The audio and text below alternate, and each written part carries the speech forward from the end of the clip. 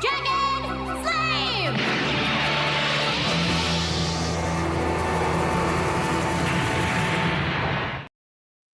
Bam. Now that, but welcome everyone to Open Panel Wednesday number 46.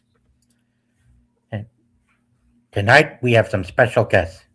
We have Cinevere, who's well known for being part of Leon's channel, and we have Rotor, who has also been of quite a good member of Nocturnal's community, and we have our friend and anime expert Vagavon.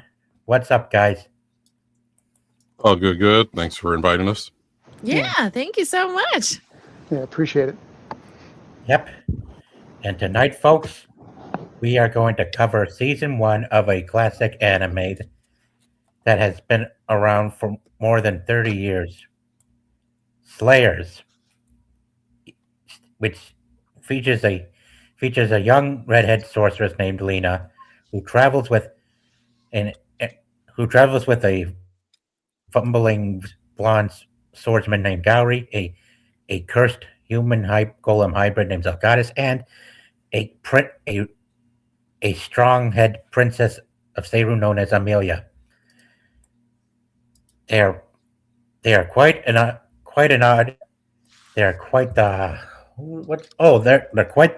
misfit type who've been traveling together since the start. You also gotta give credit to where credit is due. I mean, much of generations continue to change, and right here is a promo to the first episode, which is where Lena first met Gowry, and took on where it starts off with her robbing a gang of bandits of their treasure, and after having taken them out with a dragon slave, Lena ends up running into them again, and along the way she runs into This is where she and Gowry first met. Gowry thought he was saving a woman in distress, but then he becomes disappointed that the person she was helping was a lot shorter and younger than he thought.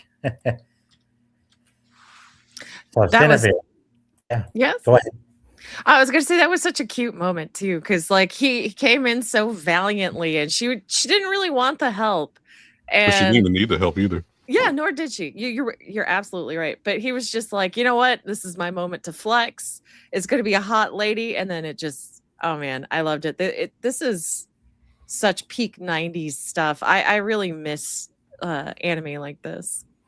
Yeah, and after checking out some AI retrofitted versions of characters like Bleach characters who were done in their 90s and 80s anime style format, yeah, I can see where all the value and all the star power in anime has started to wane off from. Yeah. Anyway, Lisa. Well, we know that Lisa Ortiz is the voice of Lena. Gowry here is voiced by the same guy who voiced Brock from Pokemon, known as Eric Stewart. Yeah, I didn't know that. 'Cause normally I do watch anime mostly sub, so like I'm not too familiar with the English voice actors. On this series, I have the collection on. I have like the series collection. I got like a thrift store or whatever. But my favorite character is the her rival, the chick with the big boobs. Oh, Naga. Yeah, Naga. Yeah. Oh man, I love her. Her, and then when she's laughing the whole time, that's like my favorite parts. Is like, because that's like her rival throughout the series. Even though like the other ones, Naga's more like evil or whatever and doesn't care. I think Naga is rather neutral. Yeah, like a chaotic neutral. Mm-hmm. Yep. Welcome, Alistair. Thanks for coming aboard. Are you muted? Can you hear us? I think you're muted, Alistair. Always an audio thing, isn't it, ladies and gentlemen? But I'm here. I'm here. I'm here. It heavens me. It's a pleasure to be here. Thank you for inviting, a liaison for the Stock of Iron YouTube channel. I have elected to be his ambassador for his interests this evening. Very nice. Nice to meet you, Alistair. A pleasure to meet you as well, a fellow VTuber. Welcome to the industry, they say. Right. Yeah. So, Alistair, what fascinates you about the Slayers anime series? Lean-in versus voracious appetite. No, I digress. No, the comedy, the animation style, it's one of the last of the more recent animes that have had the traditional hand-drawn with just a slice of cell animation thrown in there. Dragon Slave obviously is one of the best end moves out there. What do you call a big Kamehameha? You call it a Dragon Slave. That's what you call it. It's a wonderful show. The first season is obviously a real gem, and I noticed that our good friend here was mentioning Naga. That's right. She's movie only. She's specifically movie only. But yes, we do want more Naga. Release another Slayers movie. I demand it. but I digress. Yeah, that's true. Yeah, the first episode was quite the riot. I mean, after getting away from the dragon, from the gang of dragon thugs, Lena and Gowry are met by the elder of the village who is looking to employ them in taking out their pet dragon, which was seen left alone inside their palace that she blew up. It eventually broke out, and then it started to attack the town nearby, which left Lena and Gowry to take decisive action into killing the thing. Yeah. I liked how it was like a total misunderstanding. He assumed when he said they assumed when he said you killed the dragon that he meant the dragon claw, but no. So it was a great subvertive expectation. Yeah. The cool thing about Slayers is like the blend of the comedy with like the action bits is like kind of secondary to like the comedy elements of it, or like blends with it or whatever. Like of course you got like Gally, I forgot to say his name, but Gowry. Gowry. He comes in, thinks he's gonna, he's got the most beautiful woman. Finds out she's flat chested, gets disappointed, and thinks so mistakes her for a kid. Because the other funny thing is because she's short, so everyone kind of like looks down on her, kind of a thing, whatever. Even though she's probably like more powerful than everybody else. The woman knows the big Kamehameha. She is more powerful than everyone else. Right. Yeah, she definitely is. And she was, and her dragon slave, it was so powerful that she ended up destroying an entire. She, in the end, while using it to kill the dragon, ended up destroying the entire town. I mean, look at this. See what she did to the town. Yeah, you turned our town into a parking lot. We ain't paying you shit.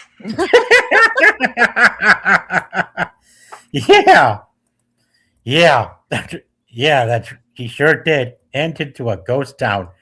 I mean, wow. Yeah, this is also a common thing that goes on throughout the series too, especially in later seasons, like Slayer's next try, including Revolution and Evolution, are where Lena and her friends end up destroying towns just when they end up getting the job done. I mean, man, it's classic comedy. I can tell you Gotta that. get your insurance. Make sure you have your good insurance, because if you have to lean the inverse to do anything, you might as well have a summer home. Make sure you got good insurance. Make sure you got your gold paid up in your investment. The thing I liked about Slayers is it's like we've all played D&D, right? We've all had that one dungeon master who comes in stoned out of his gold, right? Right. And so he creates these wacky scenarios alongside like the adventure. He's still good enough of a dungeon master to provide a decent adventure, even with the wacky scenarios. Slayers falls into that category. It's very much action and adventure, but it's like written by a pothead, and it's absolutely hilarious for it. Oh yeah, definitely. I feel like I missed out on a lot of D&D because I never got to play with people. So Oh dear heavens, you should. I know. Yeah, I had like same. I mean, I didn't get to play D&D until later. I wanted because most people in my neighborhood didn't do anything nerdy at all. Yeah. Yeah, Definitely. I used to do D&D a lot when I was a kid. Yeah. Now Cool. I'm old. Now you're old. You could still do D&D. It's actually better when you're older, kind of like sex. Tony. Oh man, that's funny. Right. Yeah, definitely. Yeah. Anyway, after destroying the town, Lena and Gowrie are pursued by Zelgadis and others who follow him, such as Delgear, the bald guy named Rodimus, and another one called ends up wrapping himself up like a mummy after getting caught in the explosion to Lena's dragon slave attack in the dragon gang's castle.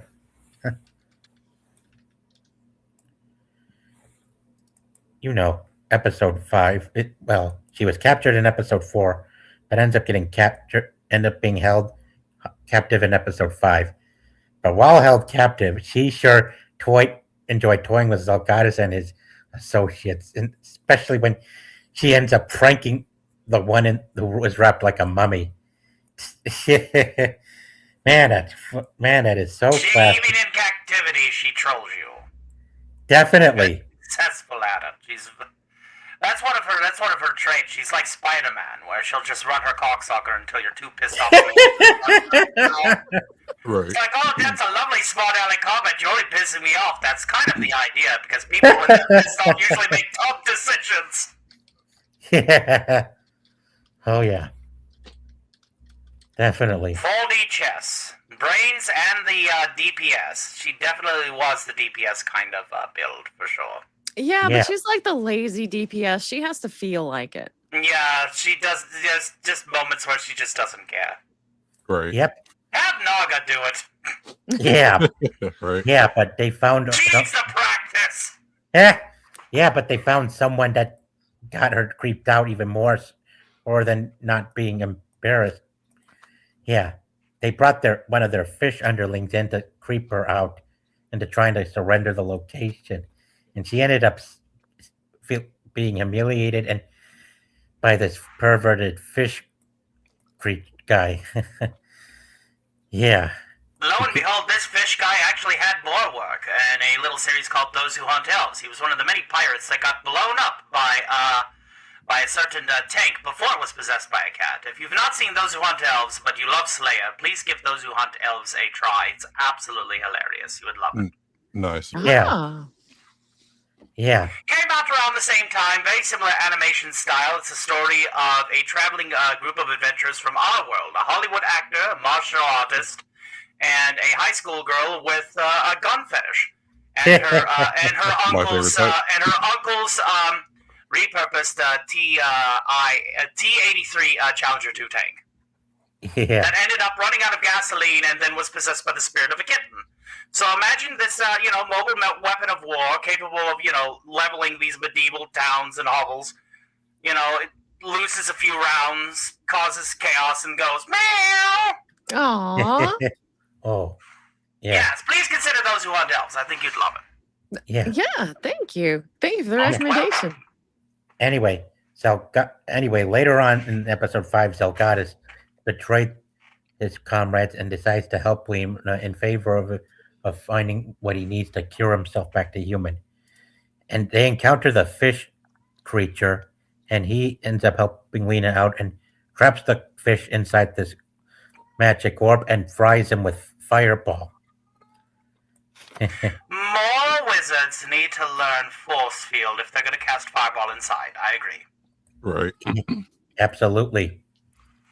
But on the way, while they were making their way further into the woods, they end up running into the real mastermind who has been sending the trolls and the gang after Lena and Gowrie. And this, my friends, is Rezo the Red Priest, a wizard who is Very powerful wizard. bothered and distressed for years by his blindness. Rezo's been seeking this artifact from Lena in attempt to use it to try to bring his eyesight back. And what he wants was inside the thing that Lena and Gowry had called a Philosopher's Stone. It always ends up being this short stack whose OP is all hell, who has a voracious appetite looking for a Philosopher's Stone. I'm sensing a theme here. Right. Yeah. Is he stronger than our local Alistair right here? Yeah. Well, magician never tells their secrets, but I will say this much. I think Lena is actually still taller than Edward Elric, so by a few inches, which is enough for her to finally, lord herself over someone else and go, "Oh, look at the pipsqueak." I never considered that. Yeah. Well, the comparisons are right there. They're looking for a fucking Philosopher's Stone. You know, she's itty bitty, titty Yeah. bitty, but mostly the titty bitty part. Yeah. Yep. Anyway, after escaping Rezo, Delgadis explains to Lena that Rezo was the one who turned him into a golem human hybrid, and wanted to use what they were after to try to heal himself back to normal. But not too long now, where they ran into Dilgir, who was leading the cavalry in pursuit for the two runaways that were on the run from them. And he ends up chasing them over to an old ghost town not too far from the woods they were trying to outrun the Red Priest in. This is episode 7. Moving right along. Yeah. Eventually, as soon as Lena and Zelgadis split up, Lena runs into another monster who was a powerful type of wizard from the astral plane, who was capable of taking a single shot of magic from her, and ended up he almost nearly beat Lena. But if Gowry hadn't shown up, hey there, Seabrew, thanks for coming in. Yeah, Seabrew is someone I also met in Leon's chats as well. Seabrew is good people. Speaking of which, I have libations for once. I will join you in a beer momentarily. Nice. Yeah. Seabrew is one of my drinking buddies in the chat. Oh, Nice. nice. That's cool. Yep. He was also on Stupendous' panel on his stream last week or two.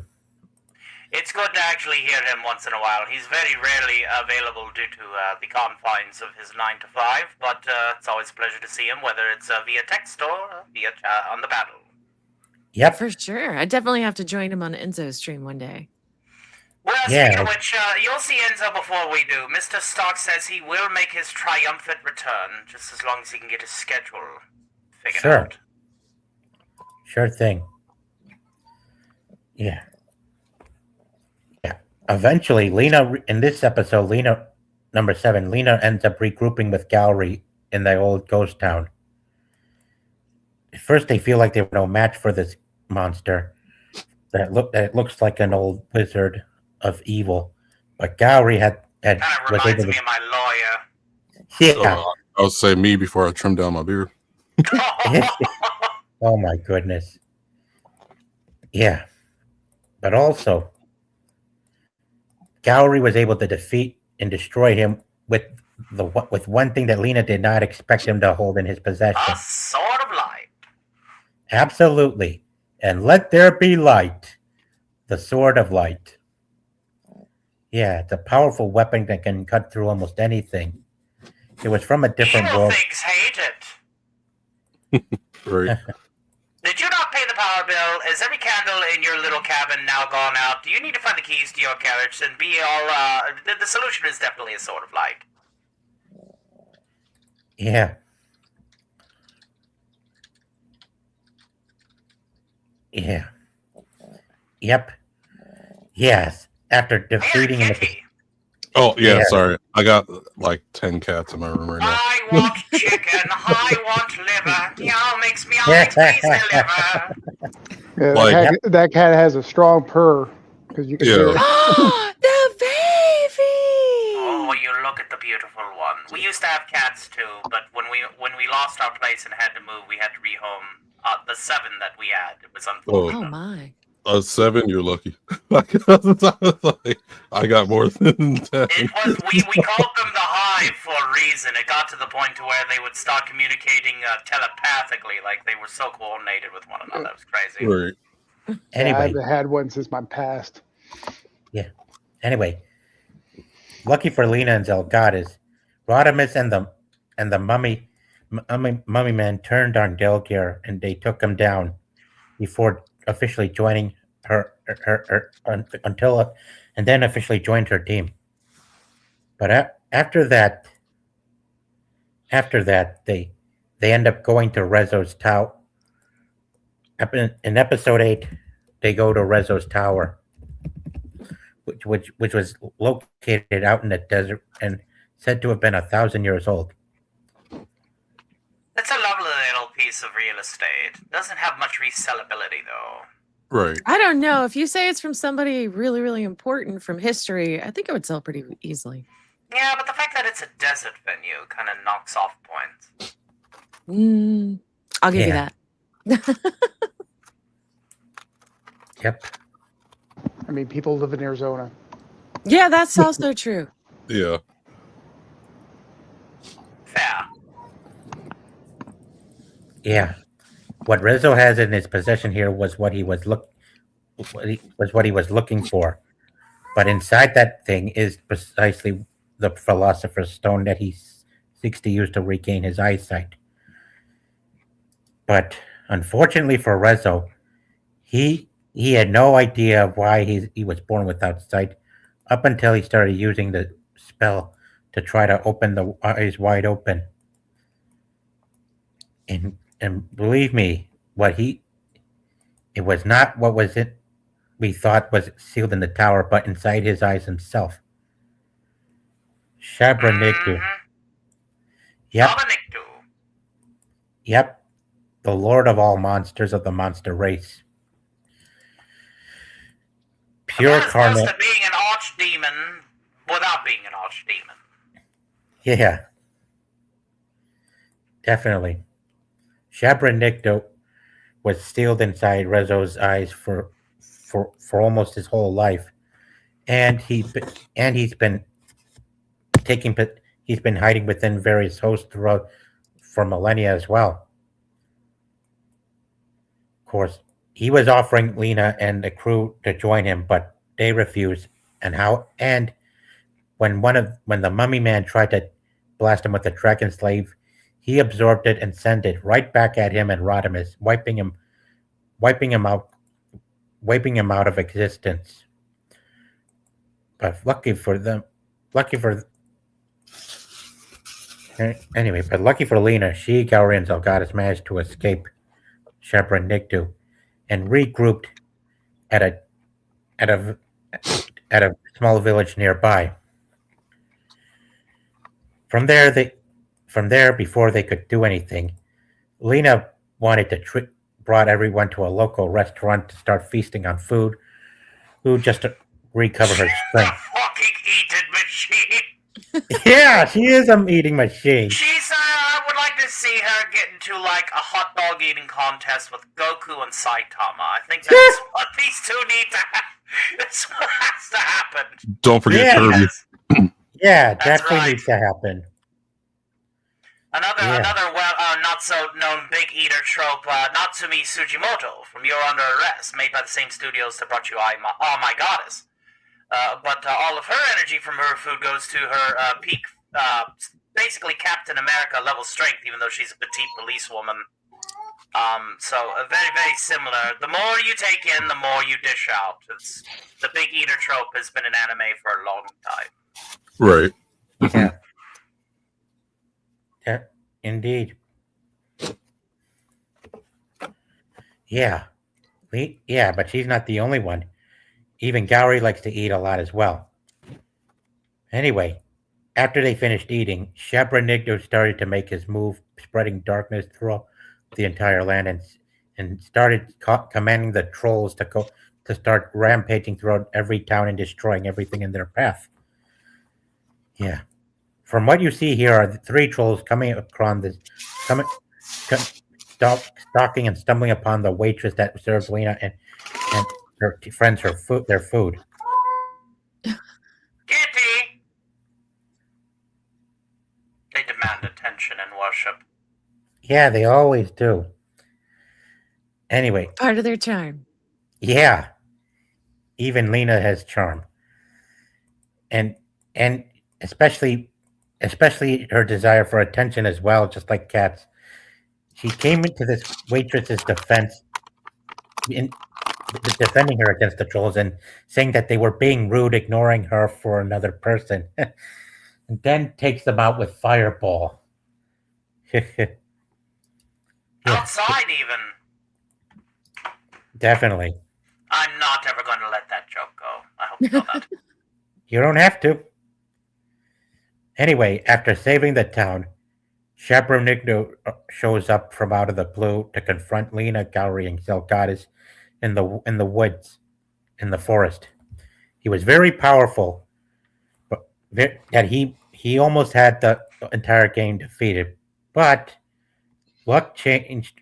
Things started to turn around when Lena started to summon power from a more powerful entity, strong enough to wipe him out, and that was the Lord of Nightmares.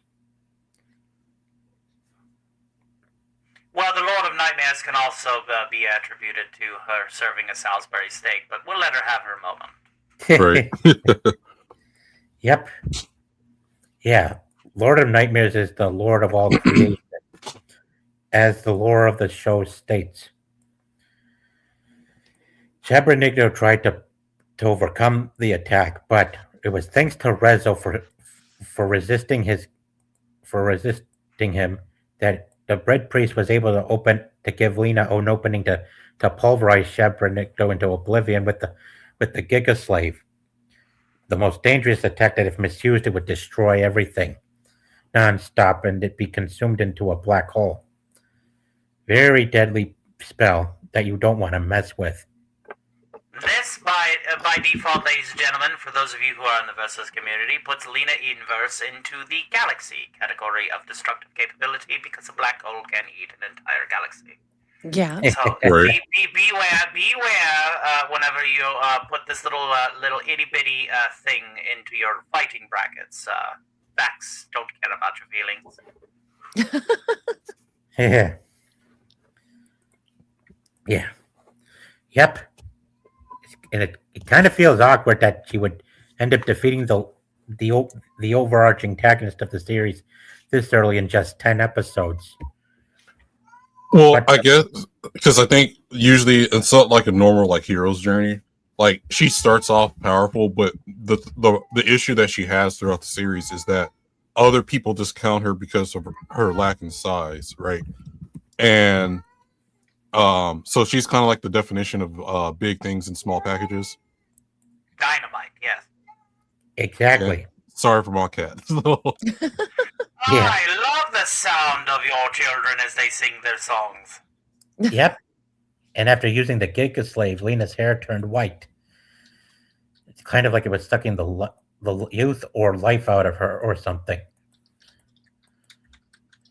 It's a side effect from using the Giga Slave, to be exact. She looked into the eyes of God.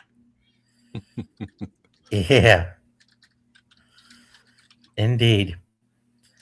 But after defeating Shabranigdo, Gowry and Lena parted ways with Zelgadis.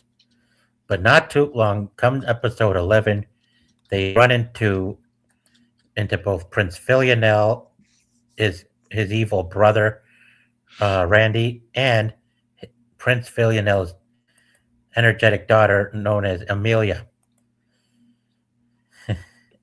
who's also kind of incompetent at times. Heck, even this... Very incompetent. She's a spoiled brat and we hate her. Wait, what did I say that out loud? Yeah, even Gowry I had to poke... cannot stand Amelia's character. Cannot stand her. Yeah. how no one could stand Wesley in Star Trek: The Next Generation. Mhm. Yeah. Fair. She's very much this party's Wesley. Yeah. Yeah, and what's funny about her introduction is Gowrie poking her butt with a little stick, or a twig, I should say, just to get her to wake up and get back on her feet to scare off some bandits. I'm Just the be- princess. Hear me roar. Yeah, yeah. Randy and Philly now reached out to Lena to help them deal with a wizard who's been sending monsters after them. But in a twist, it turns out Randy was the villain of this episode 11 all along. Yeah. He was greedy, spoiled, and felt neglected that he wanted to overthrow his own brother just to be king. But he ended up had no idea what to do as king. And that was funny that that he would do such a thing without knowing what he would gain from it. We call this the Starscream effect. Starscream, yeah, good one. Luckily, but then Amelia comes in and reunites with her father, who I'm not sure if they are both Arabic or white with a lot of raven hair or something. You know what I mean? He's a bandit lord. Right. Who needs a razor when you're a bandit lord? Yeah. At least he's a cool looking bandit lord. Yep. Indeed. They both together they managed to thwart Randy of his attempts, but Amelia ended up killing her uncle Randy and the wizard when she ended up hitting his fireball with her own fireball. And as soon as you get a combustion of fireballs clashing into each other, they ended up blowing the cave and killing the evil Randy and his wizard henchman. Yeah, oh Randy, it didn't have to end like this. Casting Yeah. a fireball indoors, who'd have thunk it? And there's the third iterance of the joke. Right. Absolutely. Yep. He shouldn't have tried to overreach. That's what Filianel said in disappointment and sadness. Next up, we come to episode 12, from where the show starts to get even more funny. When Lena and Gowrie are tagging along with Prince Filianel and his energetic daughter, who wants to learn how to use the Dragon Slave. Of course, Lena didn't know how to explain it to her, so she decided to put her through some tests, make her do stuff to try to prove her worth of learning to use the Giga Slave. Yeah. Get course, to Lena- work. You want to learn karate? Watch Lena's car. Wax on, wax off. Right. Definitely. Yeah. Exactly. But then when things started to take up turns for the worse, they discovered that this hill, a big, enormous hill, was in the center of town, was causing issues for people, and from there, that's when they decided to. Oh, hi, Emily. Hey there. Hello. Hey, Emily. Yep. This big hill, they feel was causing problems for the townspeople. So, Filianel got Lena convinced into using the Dragon Slave to get rid of it as a way of showing his daughter on how to use it. And here, Lena using her power to blow up that hill, as I showed Cinevere, Vagabond, and Raider earlier at the start of the stream. That was the scene of her blowing up this mountain. She's mountain level on an off day. Right. Absolutely. Yeah, but blowing up that mountain came a cascading in consequence that was really caused things to spiral out of control. It unleashed a horde of wild, crazy ghosts, wild, loony ghosts. Yeah, they were causing. They were so like much- Slimer, but not green. Yeah, that's a good yeah, good analysis there. I mean, it kind of does look like a white slimer eating carrots, but Careful What using else? the phrase Oh. white slimer. You might want to put comma or yeah. something in there. yeah, I was thinking it. I just didn't want to say it. That's Oh, okay. yeah. I have no such reservations. Yeah. Hell. yeah, and they're crazy too. I mean, they're even perverted when they My start. type of ghost. We got Captain Kirk. We got Lieutenant Riker. Who else have we got here? Looks like Jim Carrey's the Stanley Ipkiss. It's good to see you again. Holy shit. Yeah, this scene was really wild. I mean, a bunch of ghosts showing up out of nowhere to cause so much trouble after being freed by Lena blowing up that mountain. Who would have thought that would cause? Who would have thought that you would end up getting all these crazy ghosts out of their dormant hole? Well, you Hold have it, a John. massive Stonehenge-looking structure. It obviously hints at a disturbed burial ground. But hey, if there's something that needs landscaped, who cares where the bodies are, just as long as the headstones are still there. Ah, Poltergeist, what a fun film. Yeah. Oh yeah. Yeah. And guess what else they do? Soon as they get to we got another cat. I I can want see the cat. chicken. I want liver. Yeah, and Lena ends up going crazy when she runs into when she gets possessed by a ghost. yeah, which is crazy too. It made her. One of them started to make her cry, and then another one shows up to take possession of her. And hey there, Charles Nuclear. One of the ghosts starts making Lena fall forcefully for Gallery. yeah, that was crazy. Classic crazy. Notice all the ghosts want to possess the spicy redhead, and not the Yeah. annoying. I mean, if the No modern sense. Hollywood would try to make her black, Yeah, but I imagine they could make Gallery black Where's instead. Pouty? We need some of that magic that she's Oh, yeah. so well known for. I've had Pouty on for 2 streams lately. First one I had was for her birthday back in August on the 13th to talk about Raimi's Spider-Man trilogy. Oh, And that- nice. Yeah, and last month I had her on with Sammy 3, Pete, and Tiny for Batman-related stuff. Fun in the Yeah. ball. Yeah, since she enjoys hanging out with Sammy 3, Pete often on Sunday streams, I figured I'd have her join us as well. Yeah. We do have Charlie Nuclear here, and obviously this is tradition. This is a tradition of the Stock of Iron channel. Whenever there's 2 people that we usually run the screen over. All right, Charlie, stand still. 1 moment. We'll go ahead and clock you and buzz you in. Yeah. Absolutely glowing, sir. Welcome to tonight's program. Yeah. Grab yourself Yep. an ice cold Nuka-Cola. They are on the concession stand located to your direct right. Yeah. And next up, we come to episode 13, which Lucky is number. Yep, it's where Lena and Gowry discovered that they're being framed for a certain crime, and are being pursued by a gang of bounty hunters led by one known as Zangulis, and the other known as I forgot the other one. Hang on. Yeah. Zangulis and someone with the ruby on his head. You know, this guy. Mm-hmm. Yeah.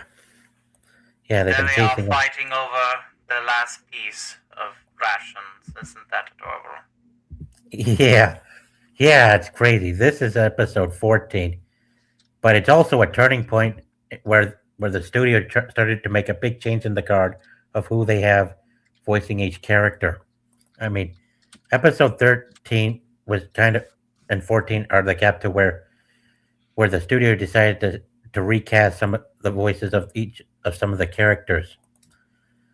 in Lena, the English. Let's see. yes, yeah, that is correct, Vagabond. Oh yeah, and here, this was also yeah. Yeah. Original recipe, please. The ultimate master of black people. That's Oh, my right. goodness. Yeah. I never would have thought of that. He Oh my would God. unlock the secrets of the ancient times. Yeah. This guy was actually a bandit disguising himself as colonels, as as the KFC colonel himself. I mean, Colonel Sanders, yes. I yeah. bet this is probably like a Christmas episode in Japan. Mm, Yeah. Yeah, because that is the tradition. Yeah. For This is sure. one. Yeah, this is one classic way of promoting food, of promoting restaurants. Yeah, it was crazy. Yeah, this was the funniest part of episode 14. Was Lena and Gowrie managed to overcome an obstacle and head in front of them just for one piece of chicken, just for one chicken. Mm-hmm. Yeah, I mean, as a black person, I can understand. yeah, everyone loves fried chicken, and they were fighting over it so much badly that they were really, really hungry at the time, and hungry as hell that they ended up fighting over a big piece of chicken. In the end, it was Gowrie who got it because coming at them afterwards was a boulder summoned by the sorcerer who can't seem to die, and they ended up springing out of the cave. While they were continued to run, Gowrie was neck and neck with Zangulis, even on a rolling log over in the gorge that was on water. But soon as they came across a giant fish monster, Lena used the dragon slave and it got Zangulis and his friend caught in the blast. Zangulis survived.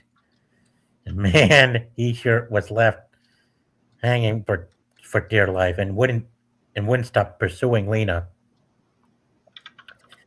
Yeah. But next up, we come to an even more yet another hilarious episode where Lena and Amelia run into a rich young man who started to creep them out at first, but then they discovered he was under the spell of another but more sinister sorceress, older than Lena and crew put together. Yeah, these two. Well, this one in green, of course. This young lad here wanted Lena to marry him so he can avoid marrying the evil sorceress's daughter. Too bad Lena was too allergic to having a kiss with him, but luckily she managed to thwart him when she ended up taking on this evil witch. Even if it meant bringing down the entire mansion on everybody. Leave it to Lena to do a little bit of that demolition and landscaping. Her one go-to. Right. Yeah. Yep. Yeah, she destroyed the mansion in the end. Lena's schedule can be wrapped up pretty much like this. 8 a.m. breakfast, 9 a.m. second breakfast, 10 a.m. destroy a building or town alongside a bad guy. 12, lunch, 1, second lunch, 2, destroy another mountain and or town while killing a bad guy. 3, dinner, 4, second dinner, etc., etc. Yeah. Yeah. Yeah. Heck. Also, next episode after this one was focused on participating in a stage show while they were looking to earn money along the way so they could buy more food. But after that, we come to a crazy 17th episode where they ended up running into a weird lovesick fisherman who ends up mistaking Gowrie for a woman, while Lena and Amelia were also It's putting soggy. yeah. That's why. More Gowrie, more feminine than the females. Yeah, this is crazy too. And somebody called this the gayest episode of the whole. Wonder why?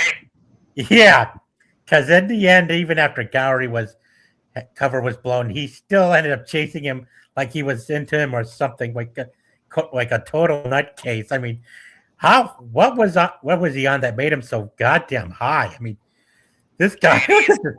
Gone. Yeah, I mean, look at this guy. He's a complete lunatic whose mind is stuck elsewhere in the clouds. I feel sorry for his crew, quite frankly.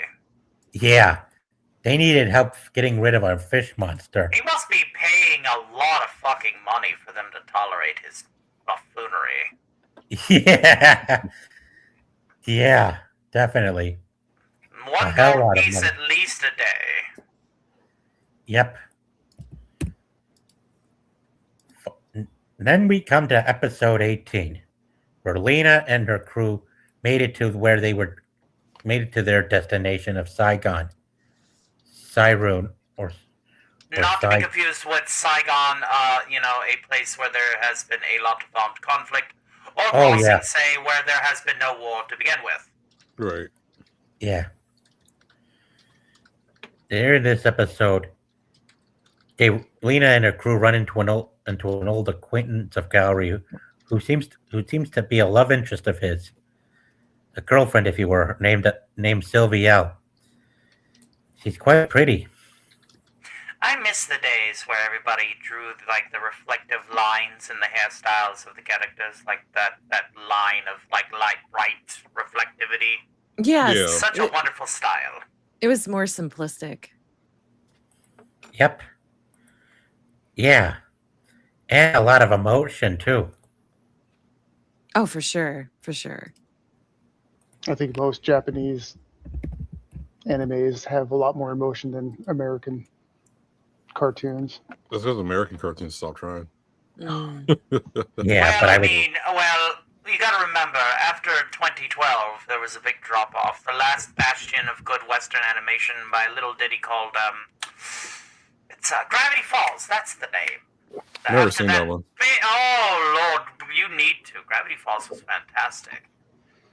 If it wasn't for Gravity Falls, I would probably still be crowned piano champion at the Stock of Iron channel because I wouldn't be constantly interrupted by Bill Cipher trying to upstage me.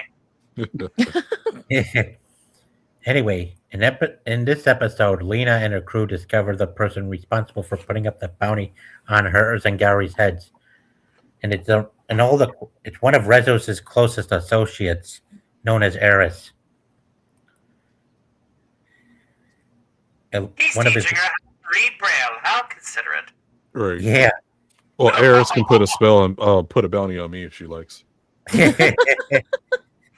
You're a sucker for the tall brunettes, huh? I'm a sucker for tall redheads. Sorry, Lena, but I like a little bit more tuna in my can. Yeah. Eris enjoyed working as Rezo's closest assistant and apprentice. That his death really left her torn apart, and she wanted revenge. Blaming Lena for his death without being able to slow down and realize that it was all because of Shabranikto being inside him the whole time. I mean, how could she not know about Shabranikto beforehand and doing Well, such a... Well, because the cool thing about Slayers, well, too, unlike other shows, is even her good deeds have consequences to them, right? As opposed to, like, you watch a show, they'll blow up something and they destroy a whole mass piece of land, but it makes no difference after the main bad guy is over with, right? In Slayers, even when she does do a good deed whatsoever, there's consequences for how she goes about it or anything else like that. Yeah. Correct. Yeah. Usually it's a short temper. Yep. Yeah, like imagine You a know, show where someone's- they blow up the moon because someone can turn to a giant monkey, and Earth be I not know. affected. I know, it's crazy. Crazy to think about.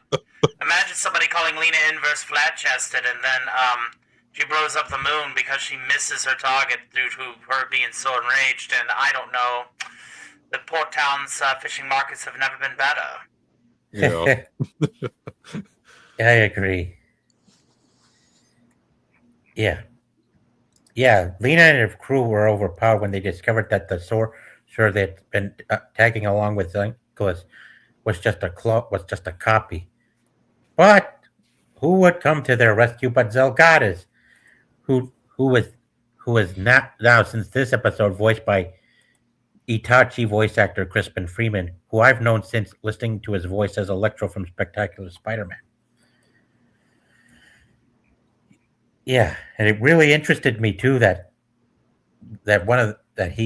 he from Spectacular Spider-Man had gotten acquainted with Lisa Ortiz and both Pokemon voice actors Veronica Taylor and Eric Stewart, who voiced Amelia and Gowry. Well, back also then did- too, you got like a more variety of voice actors, as opposed to like, oh, let's get these same few again. So Yeah. Yeah. Crispin Freeman did a good job. His voice sounded a lot more effective for Zelgadis than the previous one they had. I mean, the original actor they had voicing Zelgadis was kind of soft tone, kind of quiet. It's hard to hear what he was saying. I mean, you could barely hear the original voice of Zelgadis from the first 10 episodes. That you would understand why they had to recast the voice along the way.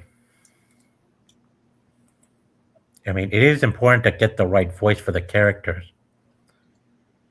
Yeah, but of course, also Amelia was voiced by someone else before Veronica Taylor had taken the mantle in episode 14 and onward.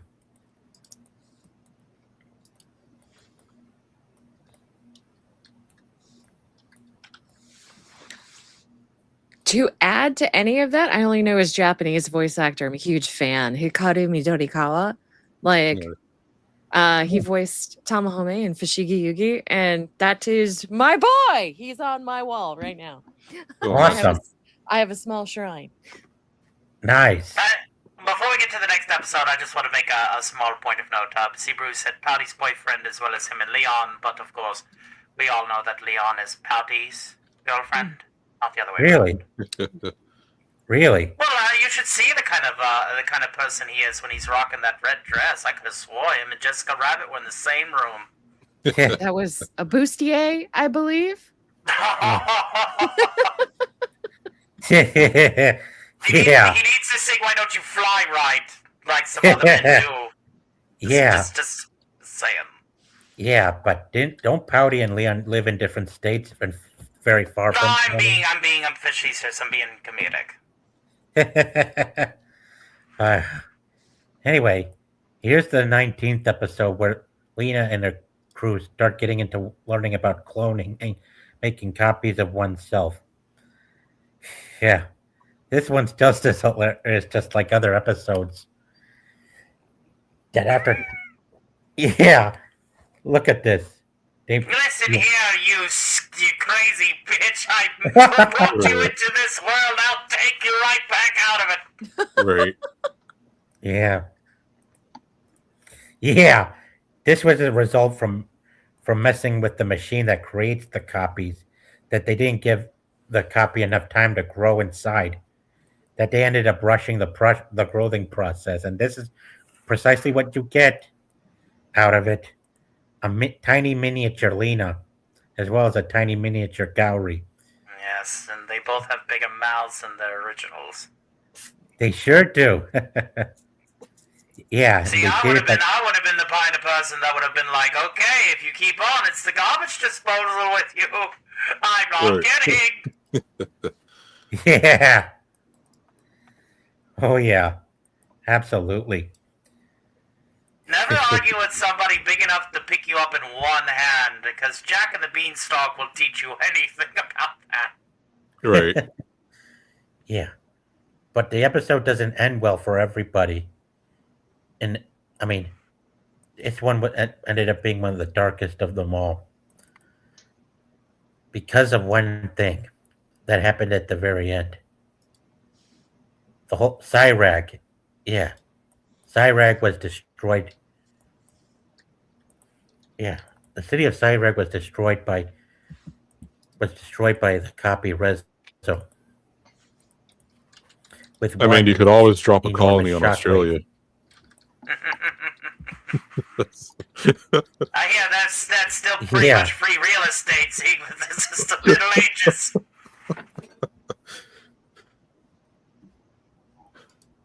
Oh my god, giant Yeah. spider! What, we have those in the Yeah, woods the up blast north? was What are you cut- talking about? Right. Yeah. Yeah. Copy Rezo was glowing up like a bomb waiting to go off. That when he stabbed his staff into the ground, Cyrac ended up getting engulfed in a huge explosion. So just almost as large as a tactical nuclear explosion. Yeah. Hang on. Oh, I mean, jeez.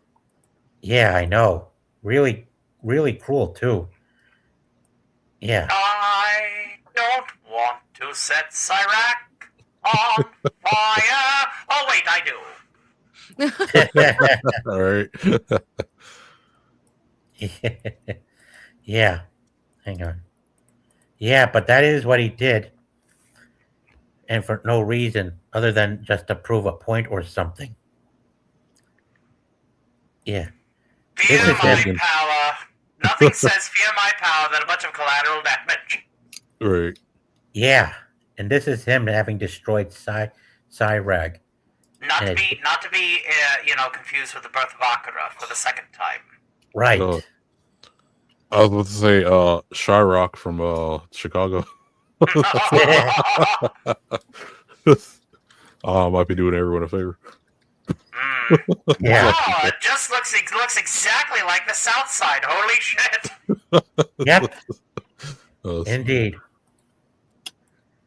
We Yeah. knocked down just a few more walls than we have Detroit, so I think that's a plus. right. Yeah. Yeah. I mean, one person was caught in the blast that really left to survive for Sylvia crying in despair. Her father died in that blast.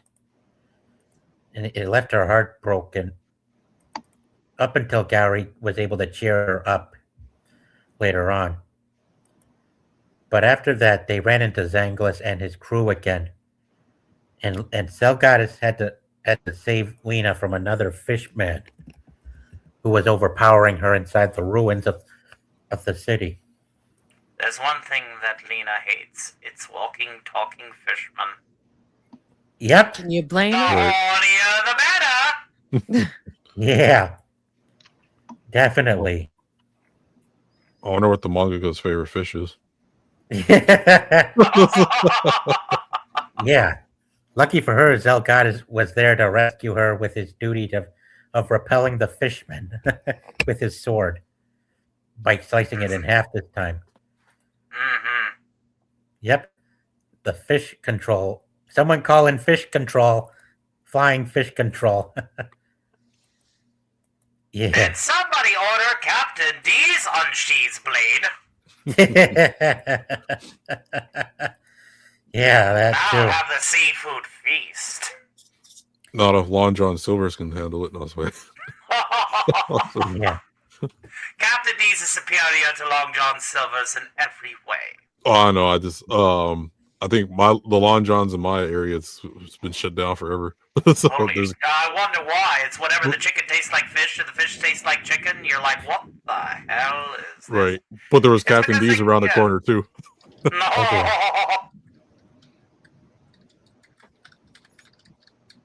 Yeah. It's because they cook the fish and the chicken in the same Yeah. oil. That's ridiculous. It's oh my god. Oh, Long John's puts too much salt too. Mm-hmm. Yeah, speaking of chicken, right after Gowry defeated Zangulis in episode 21, as you see here in the picture, Lena and her crew end up running into a monster who at first looks like a chicken. And Arise, it's chicken. Chicken arise.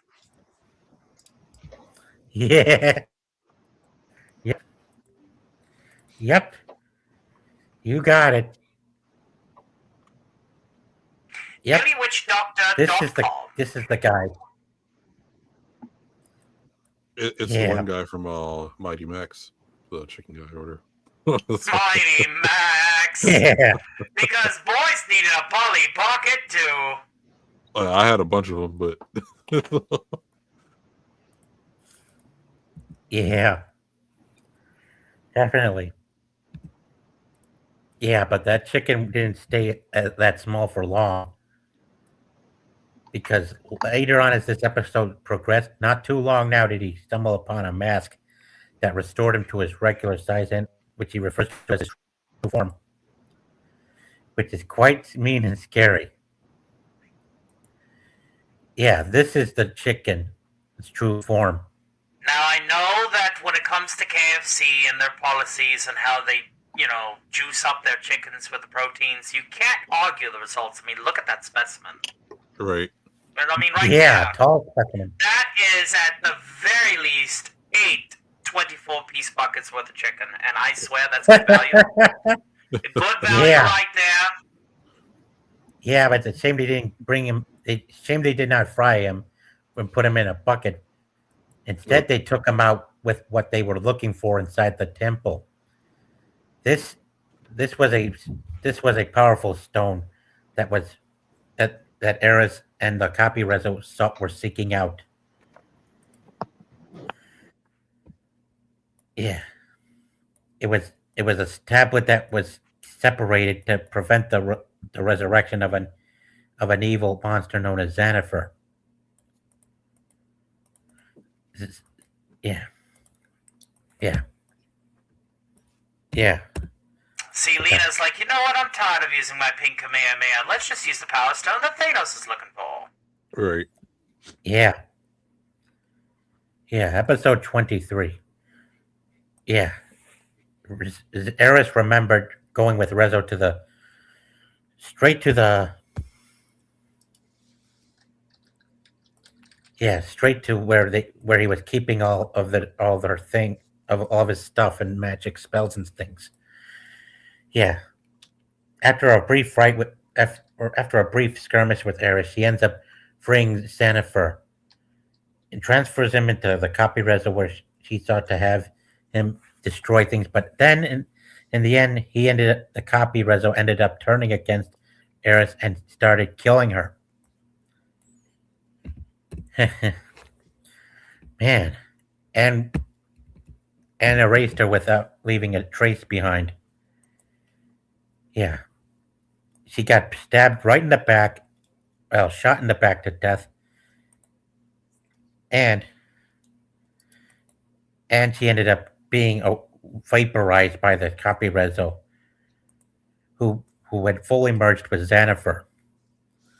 Xanafer was sealed inside the enormous tree of life. Then after a long battle with the copy Rezo, Lena in the end got shot in the chest by him. And it was up to Eris to find a way to bring her back while not having to risk getting compromised. But also while bringing Lena deep inside the enormous tree,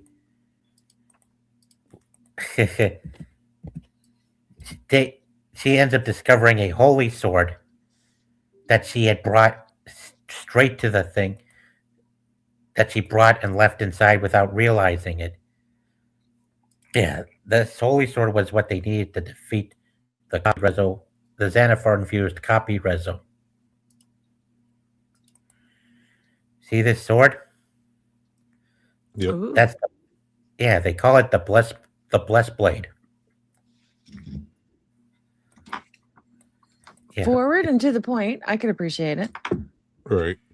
Aspiring paladins, do you require a blade that makes you seem holier than thou? Want something that you know certain eldritch entities would definitely revile and fear at, or at the very least be, closet attracted towards? Then get the Blessed Blade. Right now, for the low cost of 9.99% salvation rates for any people that you convert to your local religion or god. Yeah. Yep, definitely. After Lena woke up, having known Lena for sure doing the that Captain Morgan pose here. Now I want rum. yeah, she wanted answers. She was angry that her head got bumped while Sylvia was dragging her down deep into the tree. Yeah. Sylvia even told her that the blessed blade wasn't actually left inside the tree, but taken into the tree by her from the town that was blown up by Copy Rezo. Quite a minor twist there.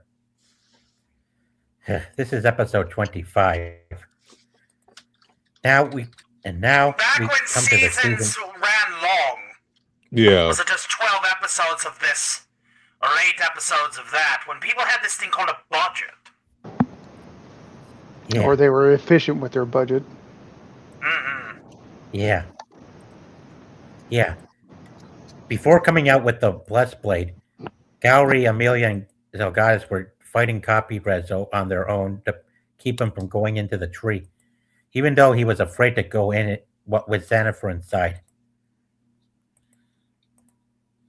Can we just give Lena a bit of props for obviously making sure that she had worked out her obliques, lats, and glutes enough to be able to heft around that big, heavy fucking thing? Right. Yeah. That's fair. Well, Guts would be proud. Guts would be Yeah. very, very proud. Absolutely proud. Siegfried from Soul Calibur would be even more so proud. Right. Yeah, definitely. Luckily, after buying Lena, after Gowri, Zelgadis, and Amelia, You're continued beating revolting on Copy my Rezo end. Could you distracted. Yeah. Lena, You're gonna have to repeat that. You went like you were bought Soundwave. like fast forward. Yeah. Soundwave, but not Yeah. superior. So go back to your Yep. prior thought. Lena Yes. impaled the. Yeah, Lena impaled Copy Rezo, and after that, Silvio used her magic to finish him off, and draw Xanathar out of him and back into the giant tree, restoring it to its full beauty and glory. In the I'm end, sure Copy Odin Rezo. is very thankful. Yep. And afterwards, Copy Rezo wanted to be buried underneath the tree to have a more blessing and heartwarming memorial. Well, a burial. Sorry. I gotta say, I sometimes get kind of slip with my speech. Sometimes, You're folks. fine. You're fine. Yeah. In the end, Lena and her gang had a big lunch feasting out with Silvio. Third supper. Yeah, you might say that. Or fourth. Fourth. Yeah, they were having a big feast. You know, now that I'm actually considering the scientific ramifications of the kind of energy output that she puts out, including the Gigaslave, I would assume that there is indeed a quantum singularity interred within Lena Universe's stomach. It's a small black hole. And of course, as black holes receive an amount of mass, they do eject a lot of energy out of the poles like a quasar. That Right. is the source of the Dragon Slave. Confirmed. Very good. Fair point. Yeah, definitely. Yep. Yeah, and this is Sylvia blushing that she didn't feel like wanting to join them Pretty for their shocked. Yeah, she's kind of a bit bothered that she didn't want to join. But also she was shocked to see that Prince Philionel of Seirun was too old for her, and Amelia feels offended by him being called a monster. Yeah. Well, that'll be it tonight, folks. Ladies and gentlemen, we did it! Congratulate yourselves for being here to the end of tonight's program, shall we? Yep. Yay! Right. Yep. All right. I'm going to start setting up a race. Time to set up a race. All right. Thank you again for coming, Cinevere, Alistair, and Raider. And thank you again. There you Yeah, go. thanks for We're having happy me. to have you here. Yeah, appreciate Sure it. thing. Even though I didn't contribute much of anything. I Except for don't some feel- of them. I don't feel I did either. I haven't seen. I've only seen season 1. Yeah, same here. Well, Oh my I was. God. It's been Watch years, party. honestly. Watch Right. party is absolutely necessary. Right. Sure. Yeah, it's been years since I watched it, but Oh like yeah. it's not on my like. I mean, I would rewatch it, but I have like yearly rewatches and stuff. That one that definitely needs to be added to it because I Oh, haven't for watched it sure. in forever. Absolutely. I love the anime style, and I love how it just carries through even into current day Yeah, with the new modern stuff. well, Yep. because the cool thing about it, like I said earlier, is like unlike other shows in general, like no matter what they do, there's no consequences. This show, well, this series Slayers, like even when she does do good, there's consequences to her actions Mhm. that causes something else to happen. It's not just, oh well, I just saved the day and we're just go back to living our merry way or whatever, right? Yep. Well, it's because she has the responsibility of holding on to such raw power. Yeah, That you know, Absolutely. it actually provides commentary to the hero's journey, to the kind of like shonen formula of getting stronger, constantly getting stronger, and being Yep. able to do more damage, being able to take more damage. In this case, it's look at me, I have this ultimate maneuver, a couple of ultimate maneuvers, where it can cause real collateral damage. You know, now in Dragon Ball, obviously, when they get into the Z arc, Goku's like, oh, let's go someplace completely and utterly desolate. You know, or something like that. But in Lena's case, that wasn't the case because the threat would usually come to their doorstep. They would seek Right. them out while there were other people around. And she didn't have a lot of like intermediary moves. She didn't have like a lot of like middle moves to be able to handle these threats because they were always, you know, incredibly powerful, cosmic, ricketa roller banana. So that, you know, obviously you get Yep. collateral damage and you lose a lot of life and Right. property. Oh yeah.